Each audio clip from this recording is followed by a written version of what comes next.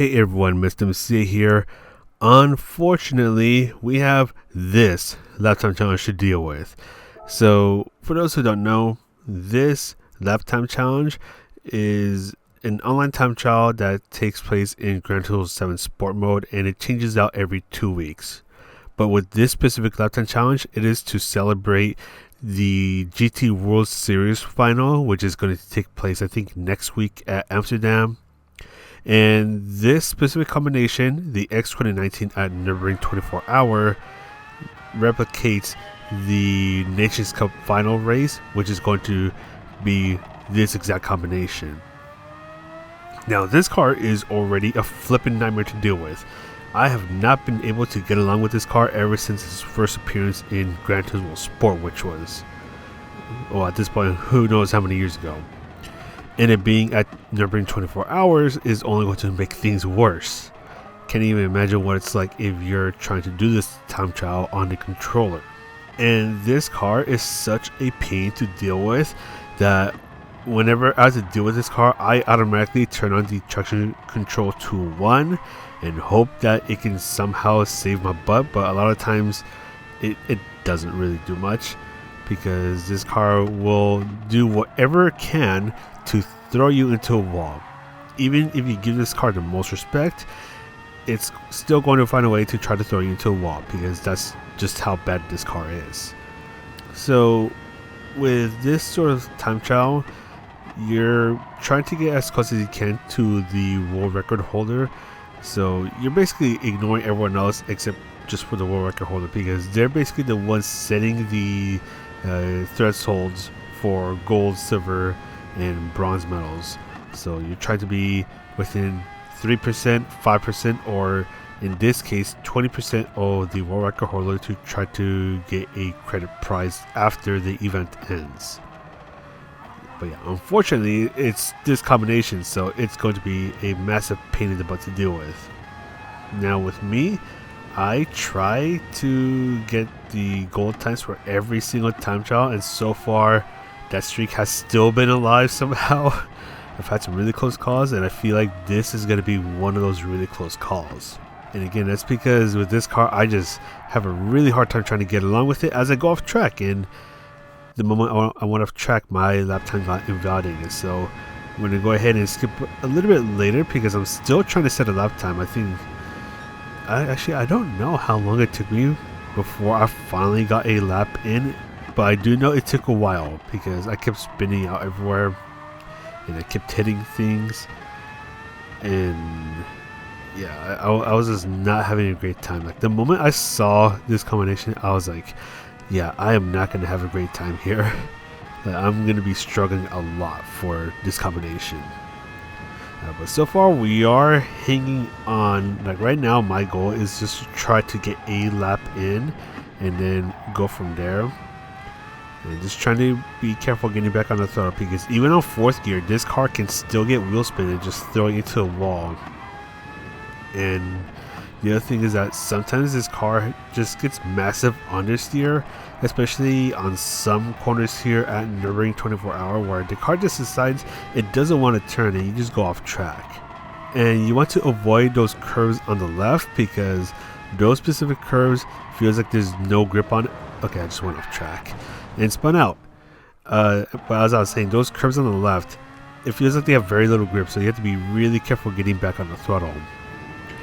But anyways, going back to this run where I'm still trying to get a lap time in, and yeah, at this point I kind of already forgot how long I've been into this session before I finally got a time. But I can tell you by me spinning out right there that it was not going well. But eventually I am able to get a lap time in. I just need to figure out where the heck to brake for this final braking zone, and it's actually going to be really late. I almost went off track and almost ruined my lap right there. Almost got it invalidated, and that would have been even more frustrating. I mean, this lap time challenge is already frustrating enough as it is, but with this one I was able to get a 6:27, which put me into the silver time range. I need to get at least a 6:23 at this time of recording so I can enter the goal time range. So I still have quite a bit of work to do, and spinning out is definitely not going to help. But anyway, so we're going to go ahead and skip a little bit later in the day because I'm going to go ahead and spin out again, this time on turn number 1. And I think I spent more time resetting or pressing the retry button than actually doing the lap time challenge because, oh my goodness, I just kept spinning out so many times. I kept hitting so many things. I kept pressing the retry button because I kept getting a lot of my runs ruined. And I think the worst thing about this specific lap time challenge is that you can be spinning out, but you can be on a really good run. You're getting towards the end of the final straight and you overshoot your braking zone and you poke off track or you barely tap something and your entire lap is ruined. Like, you cannot enter that lap because the moment you hit something or the moment you go off track, your lap time is invalidated. So now you have to go all over again, and at least in this case try to spend another 6.5 minutes trying to improve your lap time. But as you can see, I'm definitely not making any progress because I keep spinning out. And it's at this point I was just getting ready to pull my hair out in frustration. I might have been saying some very colorful language, but luckily my mic was not recording my voice, so yeah, you're not going to hear that from me. I'm here just trying to be careful getting back on the throttle, but I end up spinning out anyways because the car is like, you know what, screw you, I'm going to go ahead and turn into a Beyblade. And one of the things that kind of makes me nervous about lap time challenges like these is that people find time in the craziest ways here at, it could be the Nordschleife, Nürburgring 24-hour, or Nürburgring Endurance, where on the Nordschleife section, people just control the car in a very certain way and they gain quite a bit of time out of that, and it's really difficult to try to replicate that. At least to me it's really difficult, and you just see those times go down, and it's like, oh gosh, it's gonna be really close. I think it was we had a combination here a while back. I think it was with the Honda NSX where tuning was enabled, where that one was cutting it pretty close for me. I had to really grind out that combination to be safe into the goal range. As I go ahead and spin out, it's because I touched the curb. For the Nordschleife, try to avoid curves because those curves will try to kill you. Or at least the car will try to kill you because you touched the curb. Oh yeah, so with this one, I was thinking maybe if I can poke into the 610s range, maybe I'll be safe. But it's still pretty early into the lap time challenge because these lap time challenges last for 2 weeks, so I don't know how much more the time is going to improve, but I'm just hoping that my time is pretty deep into goal territory to the point where I don't have to worry about trying to go back to improve my time. But here, getting a bit of a decent run, almost ruined it right there. So it's going to go through the mini carousel, and unfortunately right here, used a little too much throttle input on 30 gear, and that sent me spinning out. But luckily with this run, I was able to improve a bit, and I was being a bit risky right there because those curves on the left feels like there's no grip on them, and if you're too aggressive there, you really risk spinning out. Now for this right turn, I learned that you can pretty much just do a very quick courtesy lift off a throttle and you should be able to make it to that turn without too much of a fuzz. I kind of wonder if it's possible to take it flat out. Maybe, but it's really difficult because you have to time it to perfection. But anyways, here again, kind of get really close. I was going into those turns a little too quickly, and right there, the mini carousel almost got me as I was a little too aggressive getting back on the throttle. But luckily, we do have this very long back straight, so I can just take a nice little breather as I go ahead and get ready for the final braking zone. I'm gonna brake a bit after the curb on the right ends, and yeah, you can brake pretty late with this car, but you still got to be careful with trying to get your turn in because if you slow down a little too much, the car is just not going to want to turn. There we go. So improving to a 622. So we are finally starting to see some improvements, but I still got to improve my time by quite a bit more. Again, I'm trying to get into the 610s, and hopefully that should be enough to stay safe within the goal time range. A while later, improving to a 621.210, so things are finally starting to look up. And here, you just gotta be careful getting back on the throttle. And I was hoping that I could probably get into the 620s here, but that's definitely not gonna happen, as I'm gonna go ahead and get on the throttle just a little too early and gonna go ahead and spin out. Don't get on the throttle too early, because you'll probably spin out and then hit a wall, and then you'll be sad. But a while later, I was on another good run, hoping to get into the 619s with this run, but something is gonna happen where I'm just gonna get pretty mad. Yeah, you know this turn right here? I lifted off of throttle, but the car decided, you know what? Screw you. I'm not gonna turn anymore. Maybe it was a skill issue, but either way, the car decided it didn't want to turn, so I got mad at the car. But eventually, I am going to finally improve my lap time, and this time I'm going to be into the 620s range. So getting closer to 619. Hopefully 619 is safe for goal, because if it is, then I'm definitely going to call it a day once I get to 619. But there you go, 2.31% off of the world record time at the time of recording. So we're already getting a little deep into the goal territory. So I should be safe for goal, but I want to dig a little deeper into the goal time range, and that way hopefully I never have to come back to this abomination of a lap time challenge. But let's see what happens here, because this one I was doing really good. This would have been the 619, but unfortunately I braked just a little too late, end up in the gravel and hitting the wall. So that's another lap thrown away there. But eventually I did improve to a 620.0, and then we have this clip where I'm going to show the entirety of the clip where I was able to get into the 619s. And I know this is not the best lap, and at least in my standards this isn't even a good lap, because I can at least go into the 618s, maybe 617s if I really tidy things up. But at this point I was already a couple hours in, and I was already extremely frustrated with this stupid time trial. So you'll definitely see mistakes from me in this run. But anyways, I'm using that curb on the left as my braking point, and here you have to really just try to bring yourself towards the curb, because if you go just a little too wide, that can really compromise your exit. And I've had a lot of time lost just getting that hairpin wrong.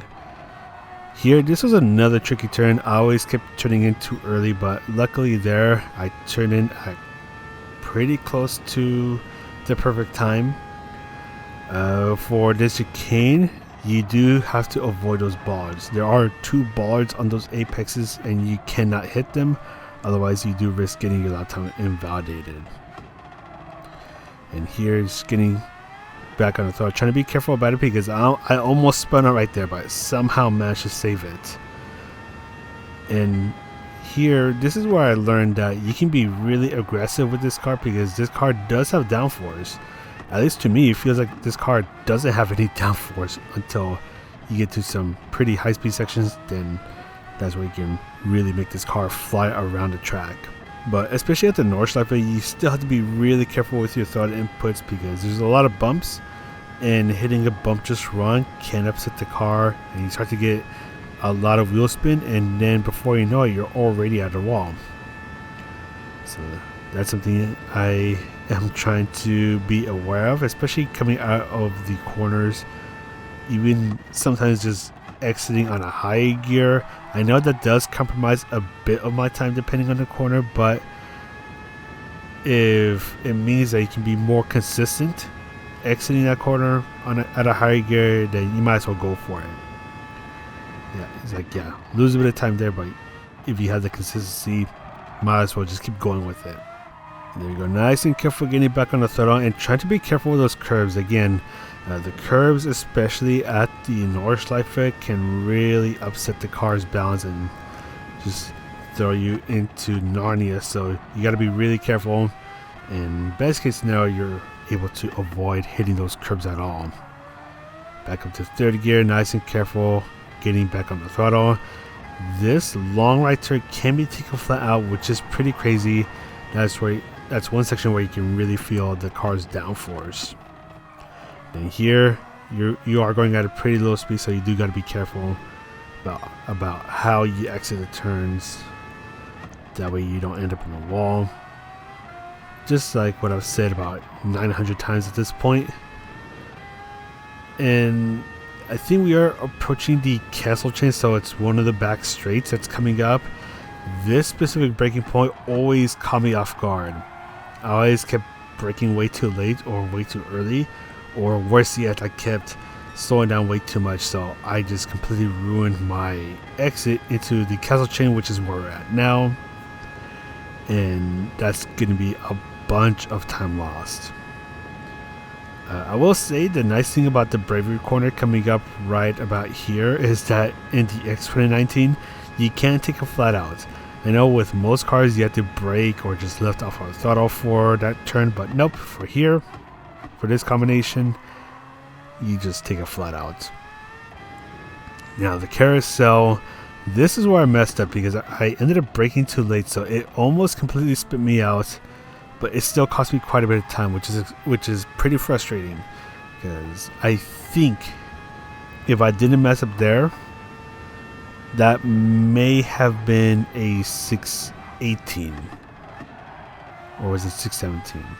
I don't remember at this point, but what I do know is that I did lose quite a bit of time there. This section is really tricky because you're going through it at such a fast speed. You have to be really careful with your throttle and braking inputs to try to get the sequence of turns right. If you mess up one turn, that might mess up all the turns, and you're just losing a bunch of time that way.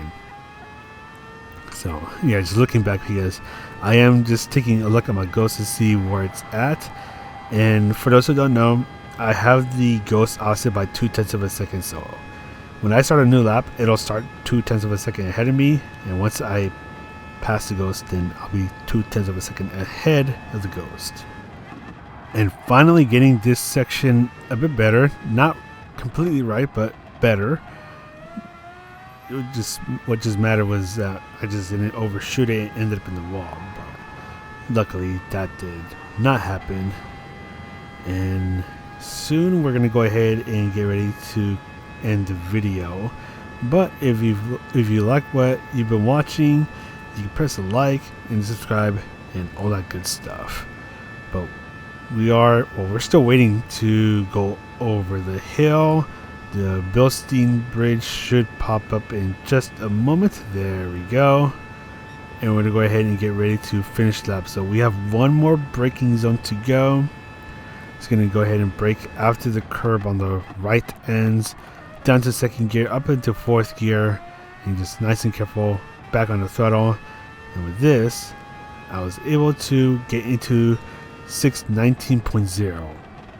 Hopefully that's safe for goal, because I really don't want to touch this combination again. I don't like the X2019 at all. But that's going to be it for me. This is Mr. MCA, and I'll see you in the next video.